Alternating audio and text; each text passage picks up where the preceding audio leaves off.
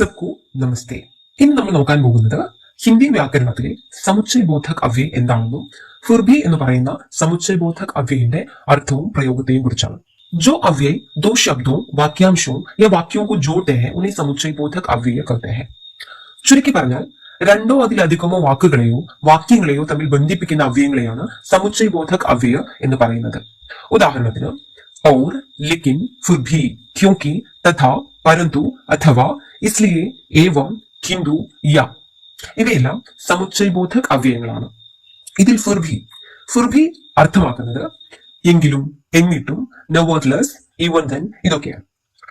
അതിനുള്ള ഉദാഹരണമാണ് താഴെ നൽകിയിട്ടുള്ളത്. എക്സാമ്പിൾസ് നോക്കാം. ബാരിഷ് ഹോ രഹി ഥി, മഴ പെയ്യുന്നുണ്ടായിരുന്നു. ഫുർഭി എങ്കിലും അല്ലെങ്കിൽ എന്നിട്ടും വോ സ്കൂൾ ഗയാ, അവൻ സ്കൂളിൽ പോയി. മഴ പെയ്യുന്നുണ്ടായിരുന്നു, ഫുർഭി എങ്കിലും വോ സ്കൂൾ ഗയാ, അവൻ സ്കൂളിൽ പോയി. വോ ഗരീബ് ഹെ, അവൻ ദരിദ്രനാണ്. ഫുർഭി എന്നിട്ടും അല്ലെങ്കിൽ എങ്കിലും.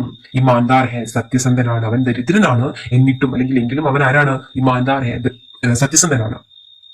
മെയിൻ ധക്കാത, ഞാൻ വളരെ ക്ഷീണിതനായിരുന്നു. ഫുർഭി എന്നിട്ടും അല്ലെങ്കിൽ എങ്കിലും. മെനെ കാം പൂരാക്കിയ, ഞാൻ എന്റെ ജോലി പൂർത്തിയാക്കി.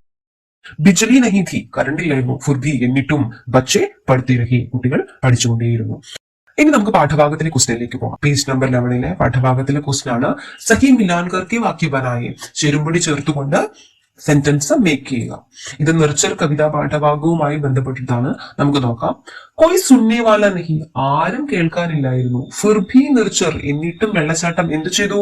സുമധുർ സ്വർ സുനാത്ത ഹെ, തന്റെ മധുരമായ സ്വരം കേൾപ്പിക്കുന്നുണ്ടായിരുന്നു.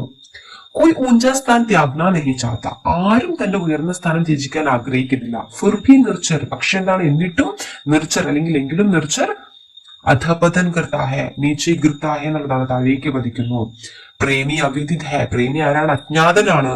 ഫുർഭി നിർച്ചർ, എന്നിട്ടും നിർച്ചർ പദരജുകൻ ധൂനി ചൽത്താ ഹെ, തന്റെ പാദധൂളി കഴുകാൻ വേണ്ടി പുറപ്പെട്ടിരിക്കുകയാണ്. ആരുടെ? പ്രേമിയുടെ.